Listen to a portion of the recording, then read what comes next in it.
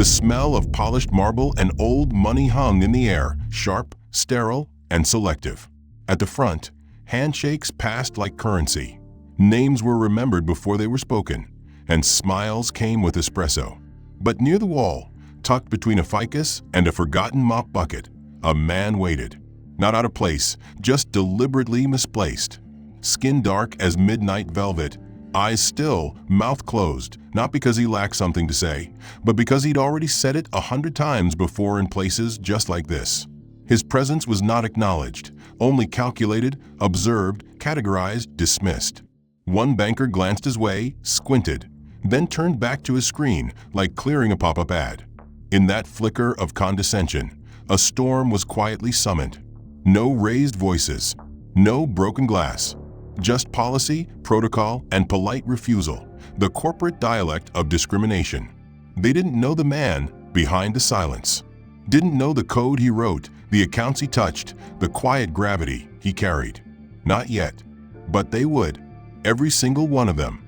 This isn't a story about one bad decision.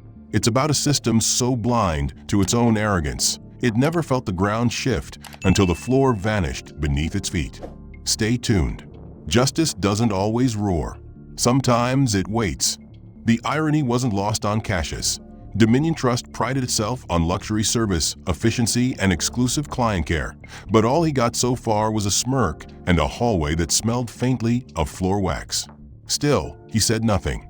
He had worked too hard for this moment. He adjusted his cuffs, straightened his spine, and reminded himself that being underestimated was something he'd grown used to. He took a seat on the cold metal bench, holding his briefcase close, while a janitor pushed a mop cart past him and offered an apologetic glance. No espresso, no bottled water, no friendly greeter offering complimentary finance brochures. None of the hospitality he'd seen extended to others. A young white couple who had walked in behind him was already sipping coffee in plush chairs and chatting with a banker who laughed loudly and slapped the man on the back like they were college buddies. 10 minutes passed, then 20, then 30. At precisely 10:01 a.m., 31 minutes after his scheduled appointment, Trent reappeared from the hallway. His expression was unreadable. "Mr. Wynn." Cassius stood and extended his hand. "Yes. Good morning." Trent took it briefly, then turned on his heel. "Come on back. We'll see what we can do." Cassius followed, walking past desks where well-dressed clients laughed with their advisors. None of them looked like him. Inside Trent's office, sleek and overly minimalist, Cassius placed his briefcase on the table and opened it to reveal crisp financial documents, IRS filings, client revenue flows, and a certified check for $100,000. "Everything's in order," he said calmly. "I'm opening a Dominion Platinum account for my firm. I've reviewed your international wire standards and custodial structures, and I'm ready to initiate deposit." Trent looked at the check, but made no move to pick it up. Instead, he stared at Cassius.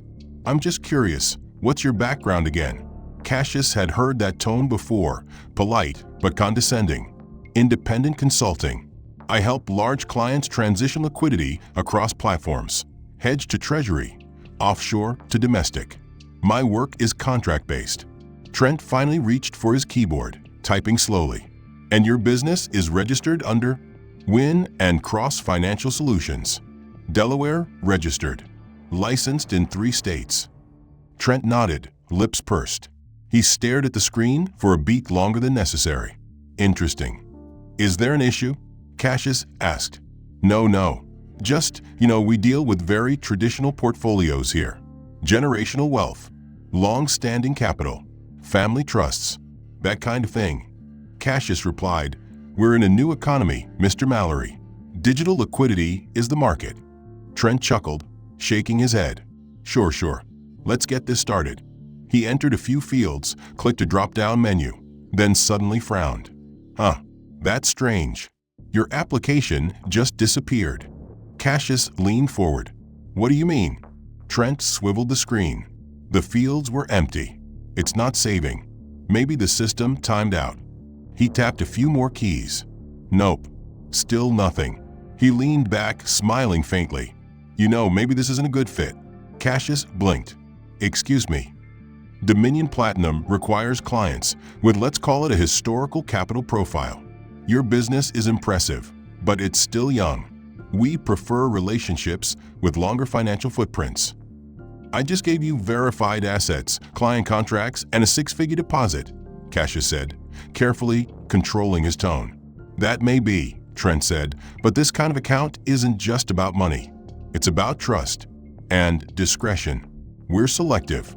Without waiting for a reply, he picked up Cassius's folder, removed the documents, and in one smooth motion, fed them into a small shredder next to his desk. The whir of the machine drowned out the silence. You didn't even scan those, Cassius said, stunned. I figured you'd want to start over, Trent replied nonchalantly.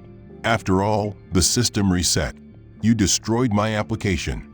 You're welcome to apply again at another branch, Trent said, already turning to his screen, as if dismissing a background noise. He believed in process, in protocol, and in second chances. So when he returned the following morning, this time with a printed statement of account balances and a newly issued cashier's check, he walked in with calm assurance, despite the tension in his shoulders. He was determined to give them an opportunity to correct what had happened. Dressed sharply in a charcoal blazer, pressed slacks, and polished loafers, he stepped into the bank at exactly 9 a.m. A different receptionist was behind the desk today, an older woman with a clipboard and an efficient manner. Cassius approached her with the same poise as before. Cassius Wynn, I have documents to reinitiate an application with your Dominion Platinum account services. She tapped on her keyboard, her brow furrowing. One moment, please. She typed, paused, typed again. Her eyes flicked back to the screen, then up at him. Mr. Wynn, I'm sorry, but your profile is currently under review for internal risk analysis. I'm afraid I can't allow access to client services today. Cassius's mouth went dry. Internal risk analysis? I haven't even opened an account yet. Yes, sir, but our database shows a flag, something about inconsistent information from a prior consultation. Cassius frowned. There was no inconsistency. There was no consultation. Your manager deleted my application yesterday. You'll need to speak with the compliance team, she said, her voice firm now. They're not on site. Then I'd like to speak to your branch manager again, he said. She hesitated. Mr. Mallory is in a meeting. Cassius stood still, feeling the eyes of nearby customers drifting toward him. A suited man at the teller window turned to glance, and two young associates at the advisory desk looked up briefly before whispering. He could feel it again, that invisible barrier others didn't see, like glass separating him from the rest of the room. The receptionist gave a tight smile. Perhaps if you wait in the client lounge, someone will update you shortly. She gestured, not toward the same plush area where other clients reclined with coffee and newspapers, but toward a narrow bench by the exit, next to the ATM. He didn't argue. He sat down silently, feeling his dignity fold in around him. 30 minutes passed. No one approached. He finally stood and walked toward the tellers. Excuse me, I'm trying to resolve a flagged account that isn't even open yet. Can someone please help? A young teller looked up nervously. Sir, do you have a client code? I don't have a client code because I'm not a client, Cassius replied. Your manager denied my application, then flagged my name in your system. I'm sorry, she said, but if your name is flagged for risk, we're not authorized to assist you without security clearance. Security clearance? He echoed. I brought a verified check. I have proof of assets. I've committed no fraud, no error, nothing illegal. I simply asked to open an account. A sharp voice cut in from behind. Is there a problem here? It was Trent Mallory, standing by the customer assistance counter, his arms folded, flanked by a uniformed security guard. Cassius turned, heart thudding. Yes, you flagged my name. Now your system claims I'm some kind of risk. Trent shrugged. The system does what it needs to. When there's uncertainty, it's better to proceed with caution. There's no uncertainty, Cassius snapped. You shredded my documents yesterday because you didn't like who I was. Now you've built a file labeling me a threat. Trent's voice was icy. Mr. Wynn, if you continue to raise your voice, we'll have to ask you to leave. Cassius looked around. Everyone was watching now. The receptionist stiffened behind her desk. The guard's hand rested on his radio. And just like that, Cassius saw it. How quickly the system turned. How easily they labeled a man like him dangerous. "I'm not raising my voice," Cassius said tightly. He had been flagged in their system as a threat, barred from the very institution he had tried to enrich. But what disturbed him more than the flag was the speed of it. Dominion Trust didn't just reject him. They made sure the rejection echoed. As soon as he opened his laptop and attempted to initiate a simple ACH transfer from his primary bank into another business account, one unaffiliated with Dominion, he received a flagged alert. Unusual transaction activity detected. Review pending. In less than 24 hours, his financial reputation had been digitally contaminated. Dominion's back-end systems, powerful and deeply interconnected with other financial entities, had passed along the suspicion like a virus. His accounts were still technically operational, but their reach was shrinking. Access to vendor platforms slowed. Login credentials required additional verification. A simple business card swipe at his gym that afternoon was declined twice until he used a personal card. Something was building. And it had started with that smirk, that delete key, that shredder.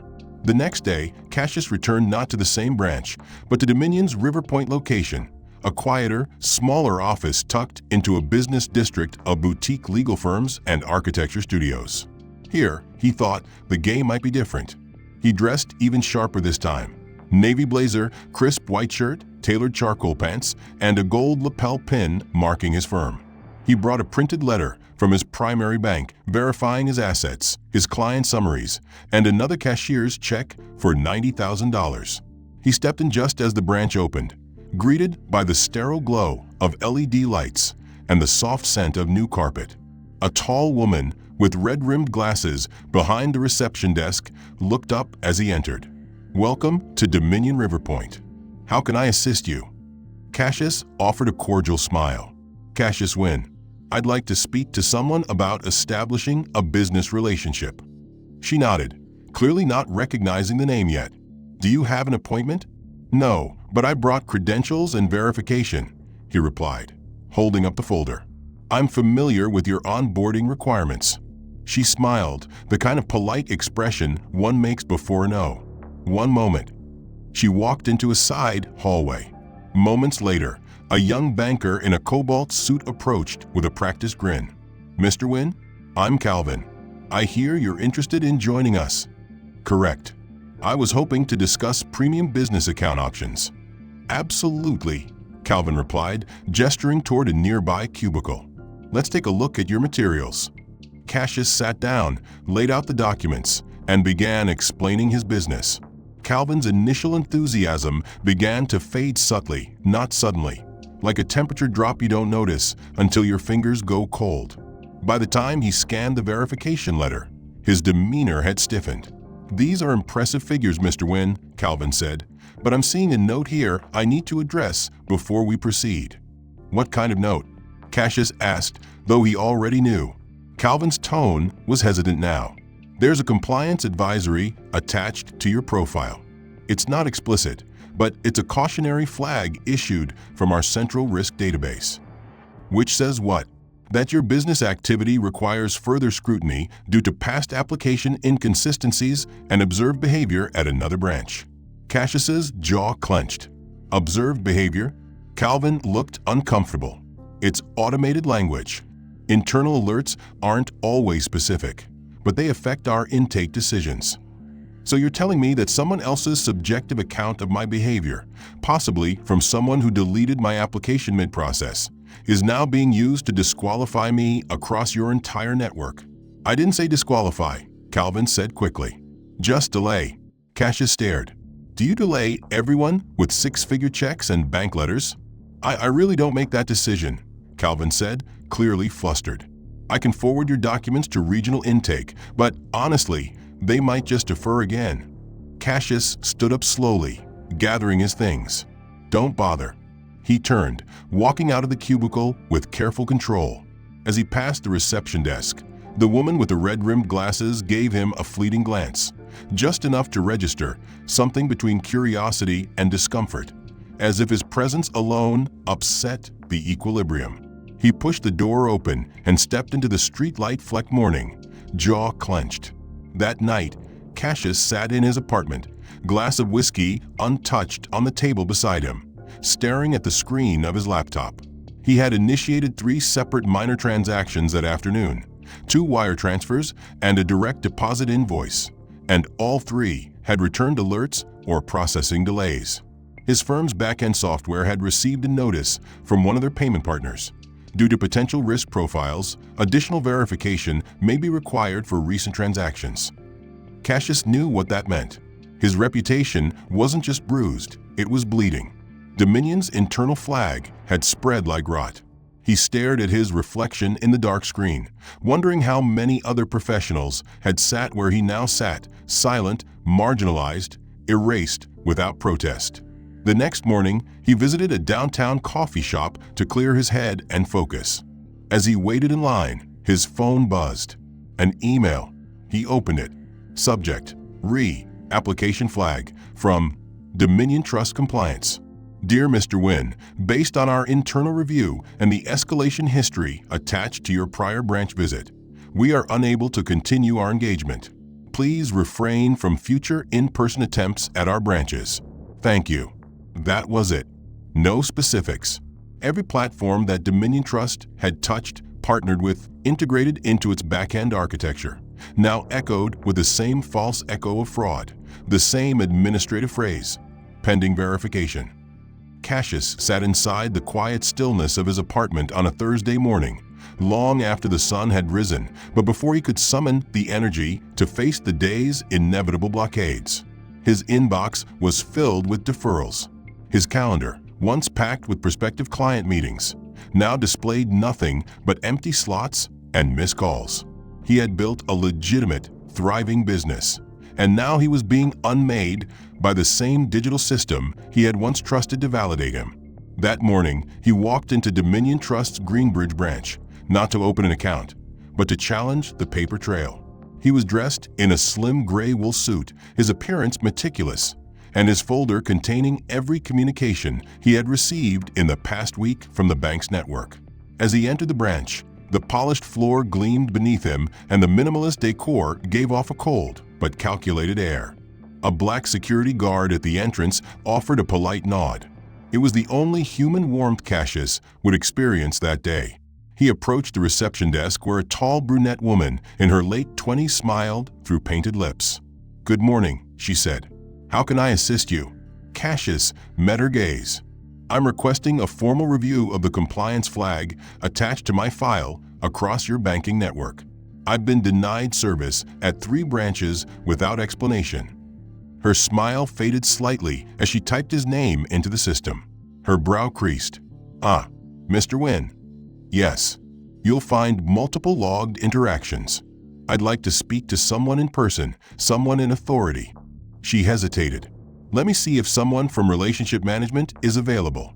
As she stepped away, Cassius stood motionless, ignoring the glances from a few clients seated nearby. A white man in business casual gave him a once-over and shifted uncomfortably. When the receptionist returned, she did not bring a manager. Instead, she handed him a laminated badge. "You'll be escorted to our verification room for privacy." "Verification room?" he asked. "It's protocol," she said smoothly. "We use it for flag profiles so we can resolve concerns without disturbing other clients." Cassius said nothing as a second employee, a man with slick back hair and a gray Dominion Trust name tag, appeared to escort him through a side door. The hallway was narrow, windowless.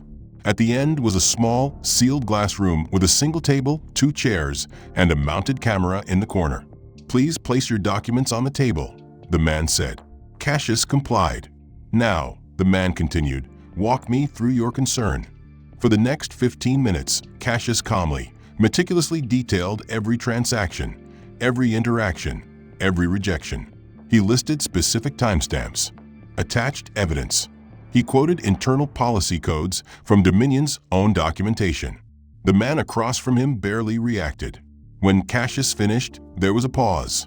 Then the man leaned forward. "Mr. Wynn, while I understand your frustration, the institution reserves the right to deny service at its discretion." "Based on what grounds?" Cassius asked. "Risk. Your behavior during previous visits has triggered multiple concern reports." "Behavior," Cassius repeated. "You mean walking in with proof of financial legitimacy and asking to be treated like a client?" "Mr. Wynn, our staff are trained to flag any interaction that feels adversarial or aggressive. Raising your voice, challenging authority, or drawing unnecessary attention qualifies. So defending myself against unjust treatment is considered aggression?"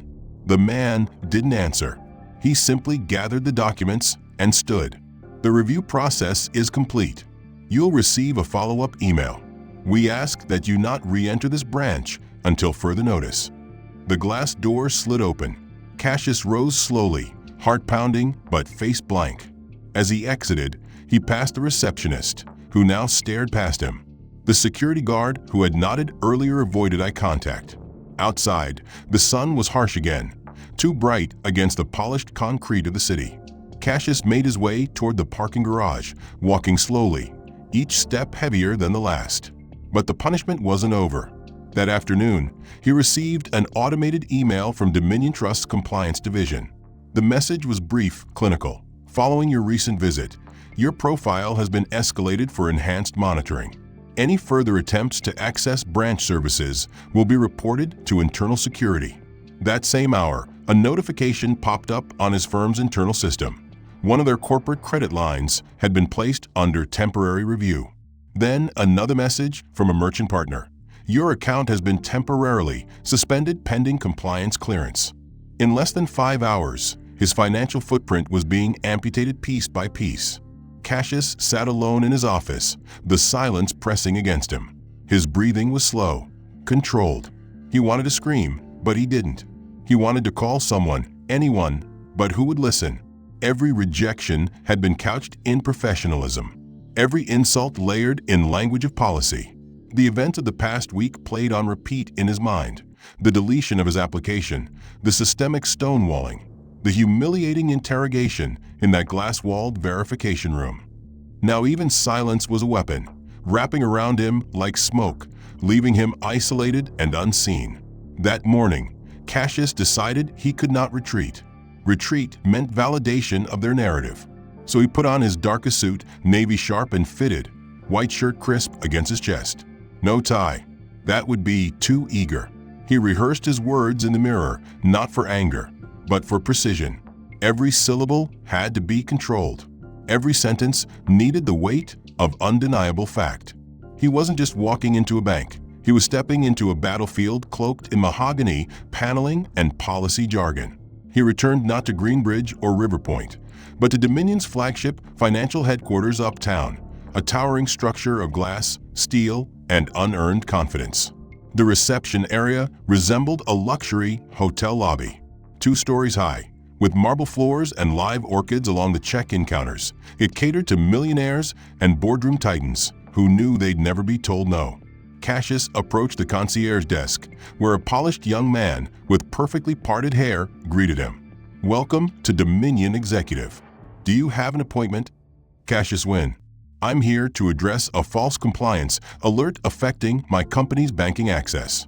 I've brought legal documentation, audit records, and a notarized statement from our primary financial institution confirming my firm status." The concierge typed, paused, then tilted his head. "Sir, I'm seeing a security code on your file. I'll have to refer this upstairs." "Do that," Cassius said evenly. "And tell them I'm not leaving until I speak with someone in authority." The man nodded and tapped a button beneath the counter. 2 minutes later, a woman in a pinstriped pantsuit arrived, flanked by a broad-chested security guard with a Dominion badge. "Mr. Wynn?" the woman asked, her voice laced with practiced corporate empathy. "I'm Marlene, Director of Guest Access. Would you please accompany us?" "Am I being detained?" Cassius asked. "Of course not," she said with a smile. "We just want to resolve this matter discreetly." That word again, discreet. It always meant the same thing, out of sight, out of mind. They led him not to a boardroom, but to a side corridor, through a security door, and into what could only be described as a utility conference space. No windows, plastic chairs, and a single camera in the corner. The security guard stood just outside. Cassius sat, handed over his folder of documents, and waited as Marlene skimmed them with clinical speed. "Mr. Wynn, I understand your frustration," she began. "But Dominion has a responsibility to protect its infrastructure from reputational risk." "Reputational risk," Cassius repeated. "You've shredded my documents, denied me service, and now you're implying I'm a liability because I pushed back." "It's not personal," she said. "Then why is it only me?" "Your profile was escalated after staff noted hostile behavior and irregular engagement patterns," she said. "This institution does not tolerate disruption." "You mean I spoke too directly," he said. "I didn't raise my voice, I didn't threaten anyone, but I didn't accept being told I didn't belong." Marlene said nothing. "I brought notarized financials, clean audits, letters of reference, and even a statement from your competitor confirming my firm's legitimacy," he said. "And you're telling me you still won't remove the alert?" She folded her hands. "That decision lies with our senior compliance panel. Unfortunately, that process is internal. Meaning I have no access, no voice. Meaning it's out of my hands." The words hit harder than he expected. Not because of what they meant, but because of how easily she said them. No apology, no shame, just another routine erasure behind the polished mask of professionalism. "Then let me ask you this," Cassius said. "If I were a white man, wearing a Patagonia vest and speaking with a Yale drawl, carrying the same documents and same accounts, would we be sitting in this room?" She blinked. "Mr. Wynn, that's not an appropriate answer the question," he said. "It's not about race," she replied. "Then explain the pattern," he said. "Every time I walk into one of your branches, I'm treated like a trespasser. Every attempt I make to engage is shut down. And the more I resist, the more you write me off as a threat. That's not a coincidence. That's policy wearing a disguise." She stood up. "This conversation is over, Mr. Wynn. We've logged your grievance. You'll receive an email. You always end with an email," he said. "That way you never have to look someone like me in the eye again." She walked out without another word. The guard reappeared. "This way, sir." Cassius followed, silent now, but something inside him had changed. As he passed the main lobby again, a group of interns by the espresso bar laughed as one of them nodded toward him. "That's the guy from compliance, Mall branch incident, right?" The others chuckled. One pulled out a phone and discreetly snapped a photo. Cassius caught it. Their amusement, their whispering, their certainty that nothing would happen to them. He turned toward them, expression calm, eyes hard. After the viral post labeling him a security threat, Cassius found his name circulating in shadow spaces of the finance world, whispered through Slack threads, private emails, and inner circle forums. Without ever stating it directly, the story had been planted. Difficult client, unstable presence, potential risk. One partner firm quietly postponed their agreement with his consulting firm, citing operational restructuring. Another client asked to pause engagement due to publicity concerns.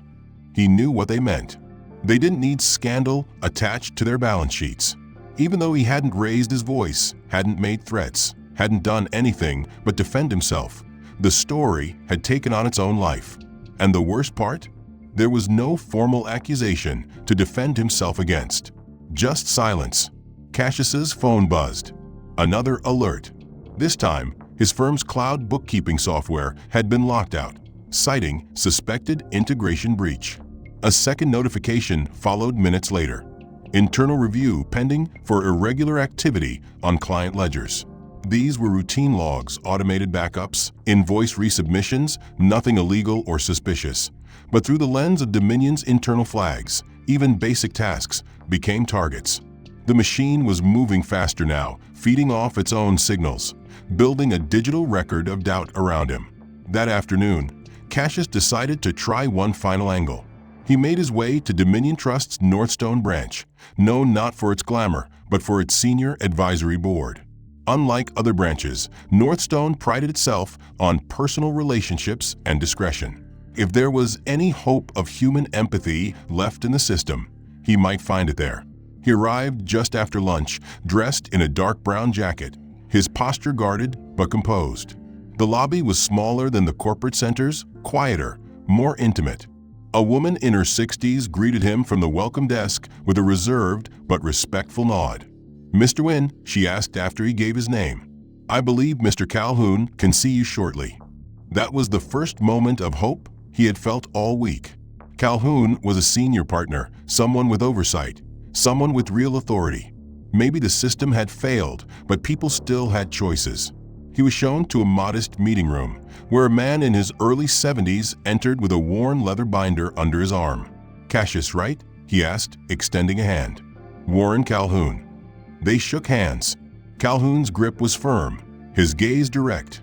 Cassius launched into the story, not emotionally, not desperately, but precisely.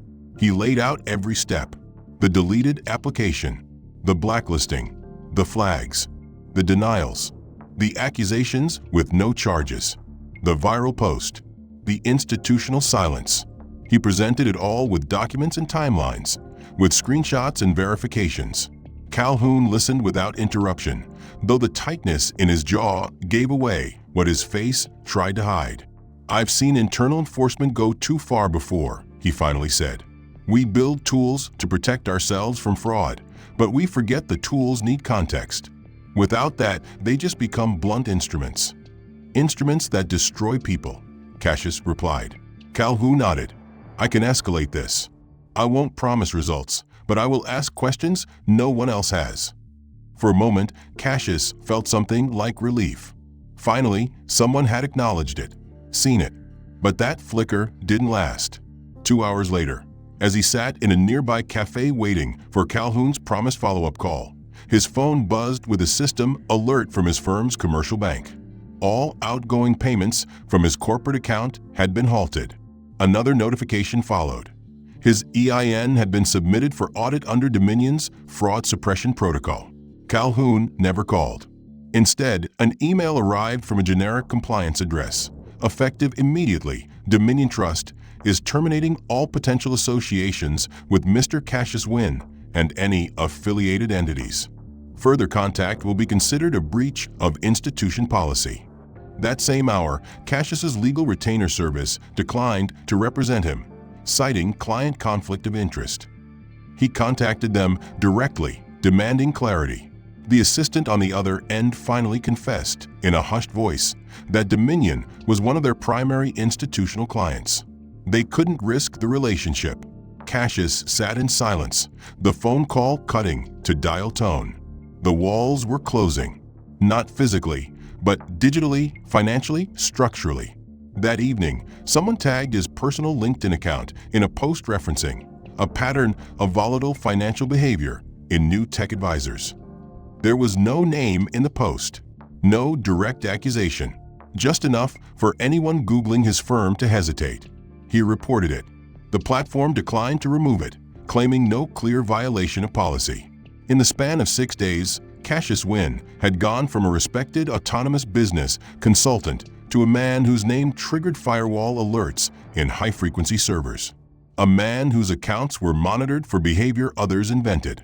He had always believed in the system, flawed but reformable. Now he saw it clearly. The system wasn't broken. It was working exactly as designed. The deeper he resisted, the more it pushed him into the mold it had chosen.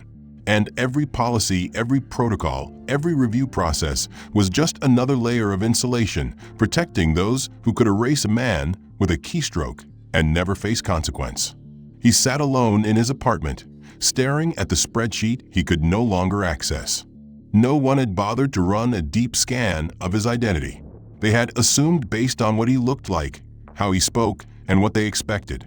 But Cassius Wynn was not simply a consultant. He was a silent architect.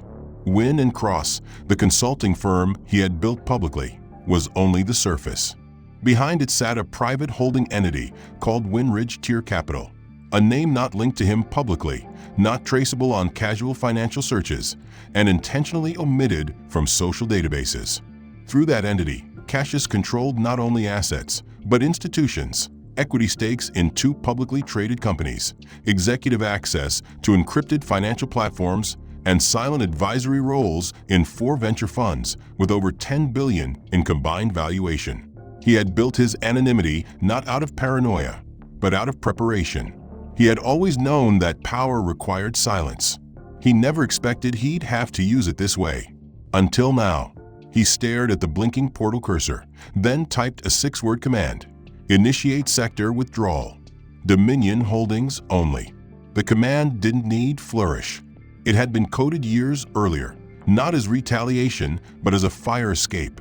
It would begin quietly: anomalies in liquidity windows, unusual balances during reconciliation, dormant accounts suddenly activating long-scheduled auto-migrations. The public wouldn't notice for another 24 hours. But inside Dominion's data center, silent panic would bloom within hours. Their algorithms would detect withdrawals from accounts they hadn't realized were connected, because none were under his name. They belonged to shell subsidiaries, passive investment arms, institutional vehicles that Cassius had guided to park capital within Dominion Trust for stability. He had earned their trust slowly, strategically, never letting his own face be attached to the account. As far as Dominion's internal systems knew, they were ordinary clients. But they were not. They were loaded bombs. At 4:07 a.m., the first of the accounts began routing scheduled transfers, withdrawals disguised as asset reallocations. No red flags, because the patterns had been programmed to mimic typical behavior. But the scale was anything but typical. 8 million, 22 million, 106 million. In total, 37 different entities initiated fund migrations away from Dominion Trust over a span of 4 hours. Not enough to collapse the bank, but enough to stagger it. And he was far from finished. At 6:22 a.m., Cassius picked up his phone and called a woman named Janice Lambert, a senior partner at a private capital risk fund who owed him 2 favors: 1 silence, and a 15-point ROI from a 10-year-old biotech merger. "Janice," he said, "I need you to lean on the institutional account at Dominion for Wellstone Futures. Pull everything." "Are you serious?" she asked. "Very," he replied. "No statement. No questions. Do it now." She hesitated, then said, "Done." He made 6 more calls in the next hour. No explanations, only quiet orders given with calm precision. Some were old allies. Some were men and women who owed him. Others had simply learned never to question the man whose analysis had saved them millions. Each one agreed. Each one moved money. By 8:03 a.m., over $2.1 billion had been cleared from Dominion's high-value institutional vaults. More than liquidity, these were credibility assets. Pension anchors, hedging floats, stabilized debt collateral. Not just cash, but identity. Every fund that disappeared created echoes in market algorithms, compliance audits, and confidence indexes. Dominion's internal systems, still unaware of the full picture, began issuing alerts labeled as market response irregularities. In the firm's skyscraper headquarters, executives were being summoned early. Department heads scrambled to decode what was happening, unaware that it was already too late. Cassius sat at his desk, watching it unfold through backdoor monitoring tools he had built long ago. He wasn't smiling. He wasn't gloating. What he felt wasn't vengeance. It was clarity. Dominion Trust had spent days showing him exactly how they saw him. Disposable, inconvenient, replaceable. Now, he was simply returning the message, rewritten in the only language they respected: capital. By 9 a.m., internal memos had leaked, sparking speculation among analysts. Dominion's pre-market valuation slipped 3%. Their media team issued a vague statement: "We are observing expected transitions in some institutional portfolios and remain confident in our liquidity integrity." But inside the firm, panic had taken root. And then came the final move. Cassius opened a secured line to a journalist at the Financial Observer, a woman named Maria Kravitz, who had spent years building a reputation for investigating hidden networks of financial discrimination. He sent her a curated folder: every document, every denial, every compliance notice, the footage of him being escorted from the branch, the screenshots of posts labeling him a threat, and finally, the proof, ownership structures, quiet equity ties, and the paper trail linking him to every institutional account that had vanished from Dominion's books that morning. Along with it, he added one sentence: "This is how they erase people. This is how I erase them." He didn't sign it. He didn't need to. At 10:11 a.m., Maria called him. "This is real," she asked. "Every word," he replied. "Run it." She did. Within the hour, the headline began to spread across financial news platforms. Mystery exodus from Dominion Trust tied to discrimination scandal. Whistleblower withdrawals drained $2.6 billion overnight. The article didn't name him, but the industry would know. Inside Dominion's legal division, a team of senior compliance officers pored over internal memos, risk assessments, and incident reports trying to piece together how one man had weaponized their own infrastructure against them. But the real irony, the detail that silenced even the most jaded analysts, was that they couldn't find a single rule Cassius had broken. Not one. Every withdrawal had followed protocol. Every transfer had adhered to the timing algorithms. Even the shell companies linked to the accounts bore no direct trail to him on paper. It was surgical, clean, unquestionable. What rattled them more than the loss was the way the public was responding. Within hours of the Financial Observer's story hitting the front page, other publications followed suit. Online forums buzzed with phrases like banking bias, disguised erasure, and reverse exodus. Black-owned business coalitions began tweeting statements of solidarity, with hashtags like #withdrawfrominjustice and #CassiusWasRight trending nationally. The comments were relentless. They didn't just erase a man, they deleted a legacy. He didn't burn the system. He unplugged it. We all knew this was happening. He proved it. Meanwhile, Cassius sat in a high-rise office across town, not at his home, not even at his firm, but in a suite owned by one of the very funds that had helped launch his quiet empire. He had been invited there not out of pity, but out of awe. Executives from 3 separate firms had reached out that morning alone, requesting a conversation, not to distance themselves from the chaos, but to understand it, to ask him how he had built such precision. One of them, a black CEO of a regional investment firm, simply said, "You just gave us the playbook." Cassius didn't gloat. He wasn't here for victory laps. This wasn't revenge, it was repair. Quiet, painful, surgical repair. Dominion Trust had orchestrated his humiliation, labeled him a threat, and turned protocol into punishment. Now he had forced them to explain why billions had vanished under the nose of their own oversight, and why the man they labeled dangerous had never once raised a hand or voice. That morning, as Dominion executives prepared to brief the media with half-truths and PR-crafted apologies, a new headline struck deeper than any chart loss.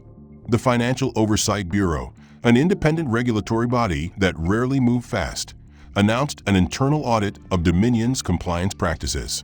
And it wasn't just their platinum division. It was system-wide.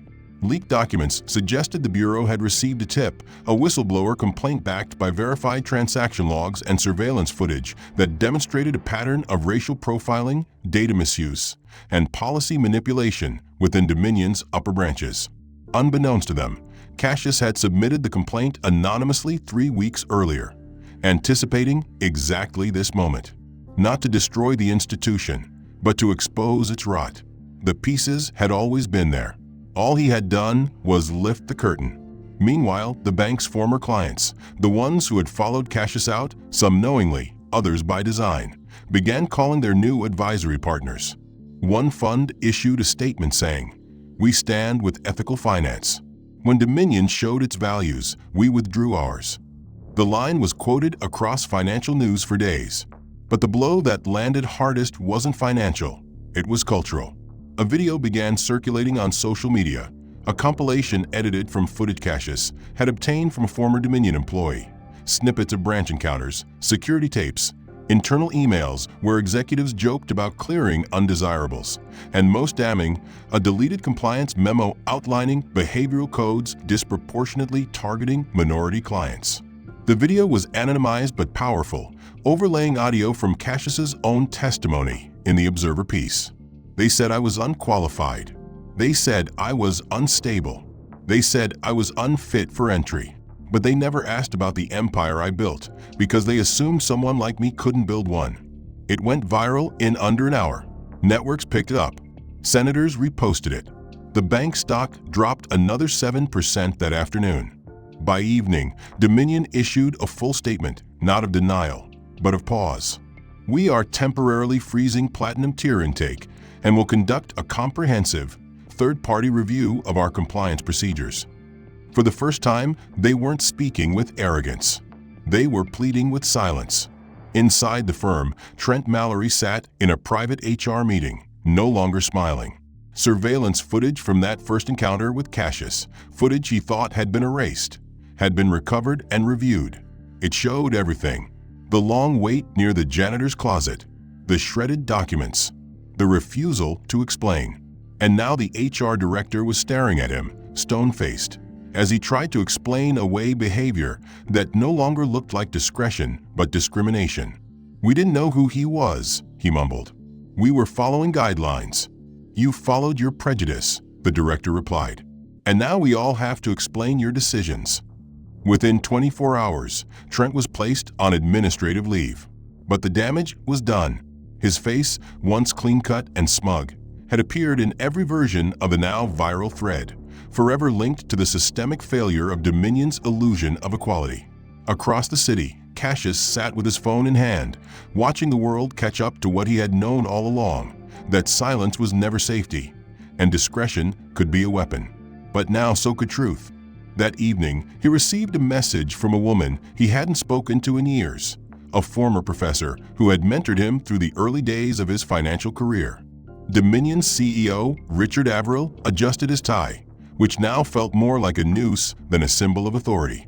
His voice cracked slightly as he addressed the internal crisis team. I want solutions, not analysis. I want containment.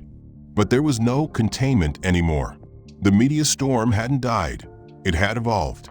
Protesters had gathered outside key Dominion branches across 6 major cities, demanding resignations and justice.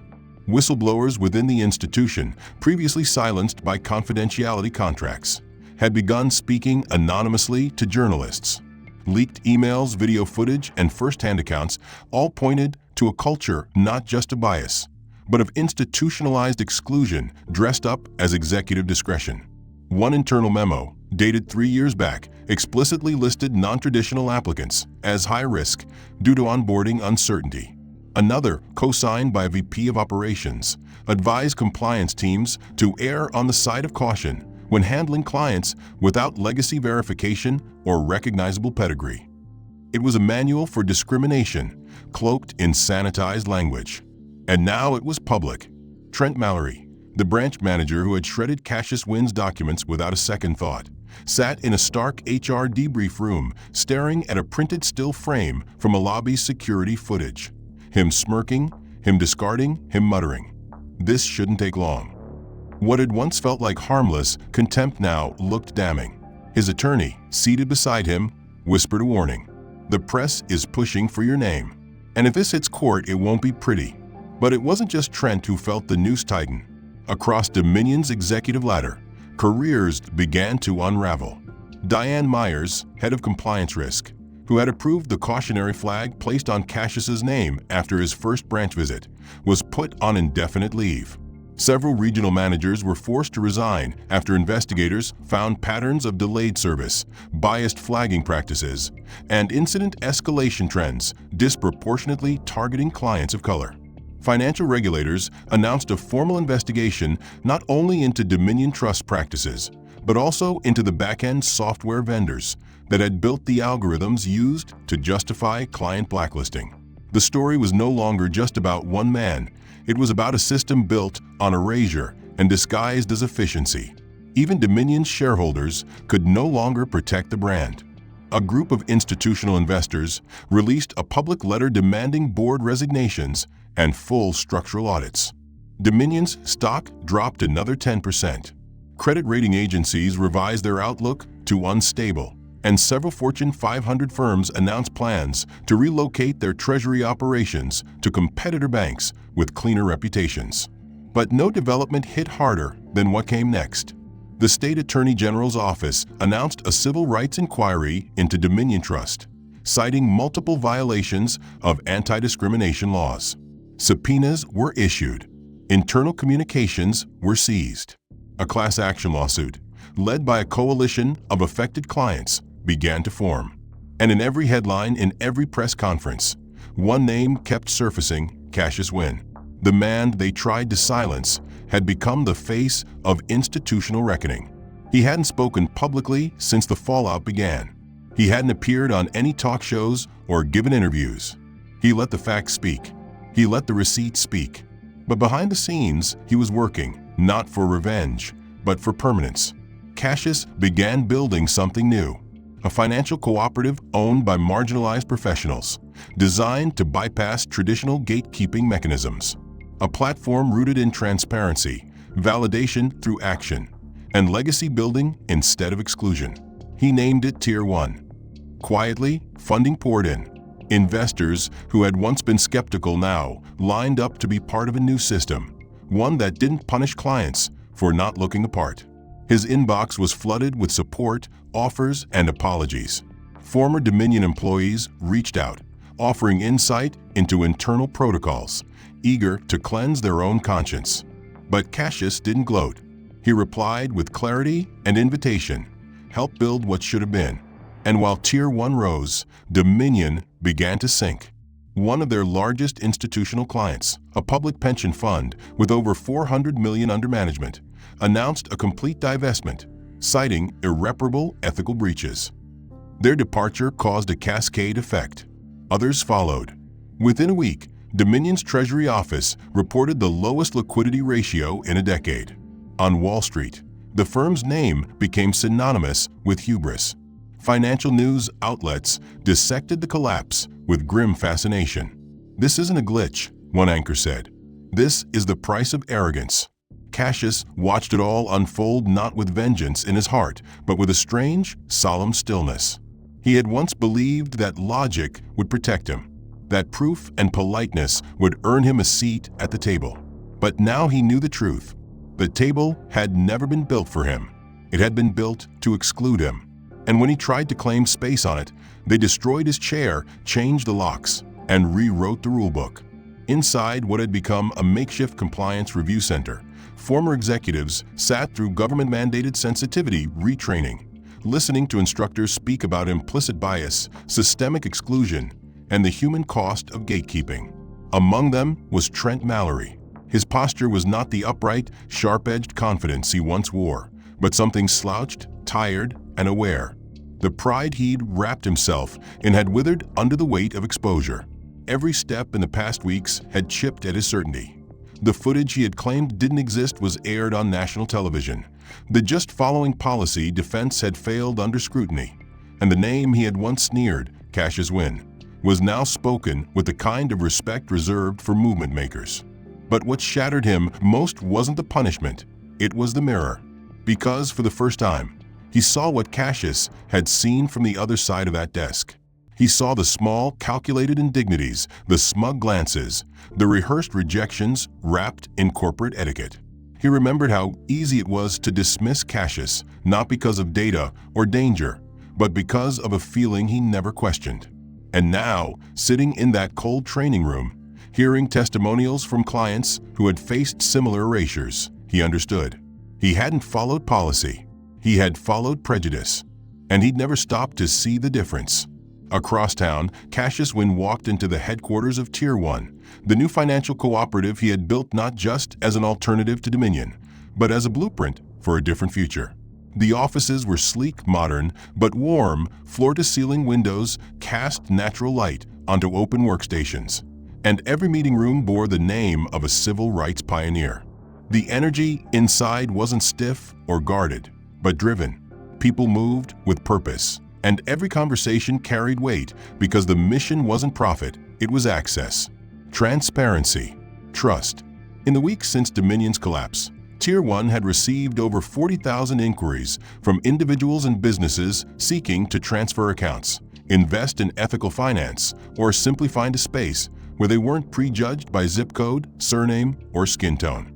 Cassius hadn't given speeches. He hadn't stood on stages or written a memoir. He didn't need to. The facts were loud enough. His silence, the precision of his resistance, had been a language more powerful than rhetoric. But on this day, he stood before his team for the first time to speak, not as a victim, but as a founder. "We weren't built in reaction to failure," he began. "We were built as a declaration of what was always possible." The people they ignored, erased, underestimated. Those are the ones who now shape our infrastructure. Every system they used to exclude us, we've re-engineered to include. Every policy they twisted to deny us, we've rewritten to empower. The room was silent, not because they were unmoved, but because they were feeling the shift in real time. They thought professionalism meant silence, he continued. They thought dignity was weakness. But we proved that clarity is power. And now, they don't get to define what legitimacy looks like. The applause that followed wasn't thunderous. It was measured, sustained, the kind of response that comes from people who understand they're no longer part of a cycle, but a revolution. Meanwhile, Dominion continued its downward spiral. Forced restructuring gutted its executive ranks. Community groups demanded restitution. The firm, under pressure, began funneling millions into diversity initiatives, scholarships, and community banking programs, not out of benevolence, but survival. Trent Mallory, having completed his disciplinary program, made the rare choice to return, not to a branch or an office, but to the neighborhoods he had once helped exclude. Quietly, without cameras or fanfare, he started working with a local nonprofit that offered financial literacy programs to underserved communities. He didn't wear suits anymore. He wore sweaters and jeans and sat beside clients who once would have never been let through Dominion's glass doors. He told no one his past. But one afternoon, as he helped a young woman navigate her first loan application, she looked at him with hesitant recognition. "You used to be with Dominion, didn't you?" she asked. He froze, then nodded. "Yeah," he said softly. "I did." "You're the guy who," she began, but he raised a hand. "I was that guy," he said. "But I'm trying to be someone better now." She studied him for a moment, then offered a slow, almost reluctant smile. "Then I hope you stay that way." In that moment, the story came full circle, not in triumph, but in transformation. Because redemption isn't loud. It doesn't come with applause or absolution. It comes with choice. Repeated, daily, earned. Cassius never saw Trent again. He didn't need to. His war wasn't with individuals, it was with the structure that enabled them. And now, that structure was no longer immovable. Across media outlets, Dominion's story remained a cautionary tale taught in business schools, while Tier 1's rise became a case study in how justice can be systemic too. And somewhere in the background of every article, every headline, was the same thread. That change had come not through riots or revenge, but through deliberate, undeniable truth. Cassius never wanted to be a hero. He just wanted to be heard. And in a world that had taught him to whisper, he'd answered with silence loud enough to break the glass. The end of Dominion wasn't the end of the system. It was the beginning of one rebuilt. The end. If that first scene left your jaw clenched, you're exactly where you need to be. What do you think just happened? Was it a simple misunderstanding, or the start of something much deeper? Tell us what city you're watching from and drop your theories in the comments. Think you've figured out who he really is? You might want to think again. This story doesn't unfold, it detonates. And if you're into high-stakes drama, power flips, and quiet storms turning into billion-dollar reckonings, hit that like button, subscribe, and buckle in. This isn't just a story about injustice. It's about what happens when the person they tried to erase decides he's done being invisible.